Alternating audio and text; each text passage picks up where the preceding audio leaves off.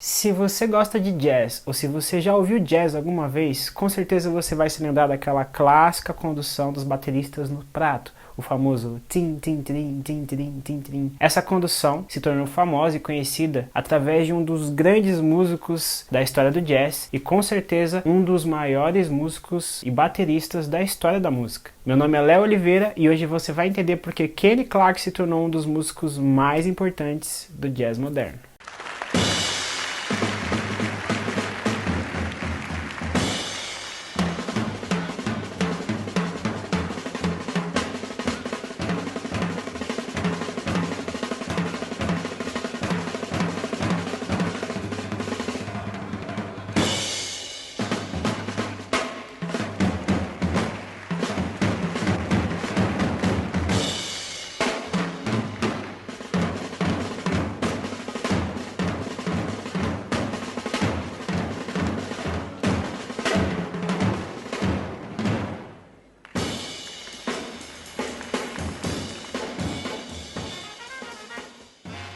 Clarke nasceu em 1914 em Pittsburgh, nos Estados Unidos, e desde pequeno ele foi um talento musical. Ele veio de uma família de músicos, na qual seu pai era trombonista e seu irmão mais novo era baixista. E ele estudou música durante todo o seu início de formação musical, de formação até mesmo pessoal, na escola, no colégio. E além de batera, Kenny tocava trombone, vibrafone e ainda tocava piano. Então a gente pode perceber que desde cedo ele era um talento mesmo, um prodígio musical. E toda essa bagagem que ele foi construindo durante toda a sua formação musical no início da carreira ajudou a ele a se tornar um dos músicos mais inovadores e mais importantes da história do jazz. Clarke começou o seu trabalho profissional ainda quando era adolescente, tocando em algumas big bands da cidade, em alguns eventos que aconteciam ali em sua cidade. Ainda adolescente, Clarke começou a fazer alguns trabalhos profissionais, trabalhando em big bands, em casas de show e fazendo todos os tipos de música e trabalhos que apareciam para ele. Alguns grupos que ele trabalhou ainda na sua adolescência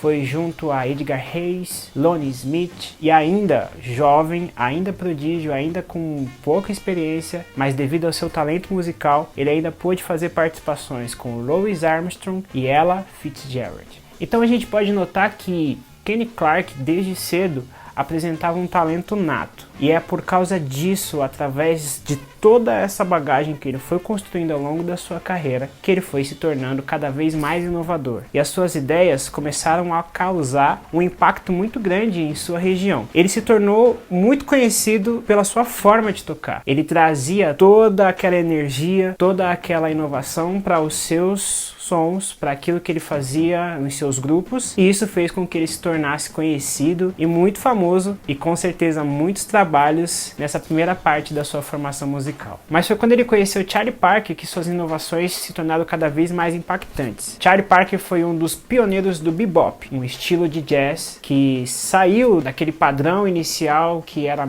apenas uma música para dançar e se tornou uma música para se ouvir, para se apreciar, uma música para músico. E dentro desse estilo de Charlie Parker havia muito virtuosismo, liberdade de improvisação, onde os músicos podiam fazer o que eles bem entendiam dentro daquela proposta. Foi então que ele trouxe essa mesma abordagem para dentro da batera. Da mesma forma que Parker tinha aquela liberdade e virtuosismo para fazer a improvisação e as notas, ele trouxe isso para dentro da batera, colocando mais frases, deixando a batera muito mais solta, já trazendo a característica que nós conhecemos hoje. Então foi a partir dessa iniciação do bebop que Kenny Clarke pôde trazer mais inovações para o seu estilo. Porque antes dele, a função dos bateras era estritamente de marcação de tempo. A gente tinha aquela condução no bumbo constante, bum, bum, bum, bum, bum. Na caixa fazendo alguma variação rítmica leve.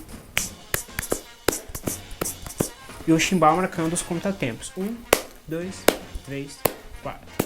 O problema é que no bebop tudo era tocado muito rápido e com muito virtuosismo. E essa linguagem não combinava muito com o estilo. Então ele teve que se adaptar. O que ele fez? Ele trouxe a condução que antes era estritamente ali no bumbo pro ride, o prato de condução como a gente conhece aqui no Brasil. Então basicamente ele fazia tim, tim, tim, tim, tim, tim, tim, tim, tim. A marcação do tempo ficava na condução do pé esquerdo no chimbal. 1, 2, 3, E a caixa e bumbo ficavam livres para ele fazer o que bem entendesse. Então, enquanto Charlie Parker estava improvisando, enquanto Dizzy Gillespie estava improvisando, enquanto os músicos no geral estavam improvisando, ele estava usando a caixa e o bumbo para conversar com essa improvisação. Então a batera ficou muito mais solta, muito mais livre. De fato, soltou as amarras do baterista e ele pôde ficar muito mais à vontade para tocar livremente e se expressar de uma forma mais natural.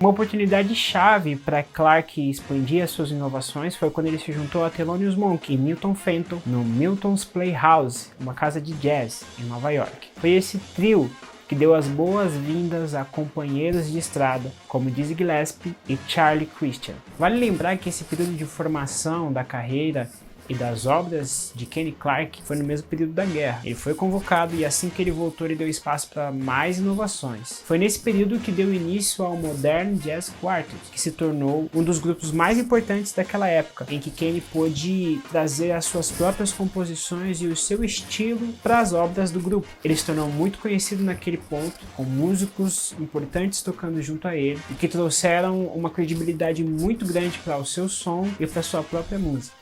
Já em 1956, Kenny deixa os Estados Unidos e vai para Paris. Nesse período ele gravou com diversos músicos, com diversas formações e se tornou um ícone na Europa. É importante lembrar que por causa desse afastamento dele dos Estados Unidos, fez com que ele não se tornasse um nome tão conhecido como Max Roach, Joe Jones, Elvin Jones, porque metade de sua carreira, assim como o fim, foi lá na Europa, na França. Durante esse período na Europa, ele pôde fazer alguns trabalhos com alguns de seus compatriotas, como Dexter Gordon e Bud Powell. Um dos seus trabalhos mais importantes por lá foi a formação da Big Band Clarke Bolland, junto com a pianista Francie Bolland. Durante esse período foram mais de 11 anos de trabalho com essa Big Band, que o tornou muito conhecido na Europa e trouxe muita credibilidade para ele naquela região.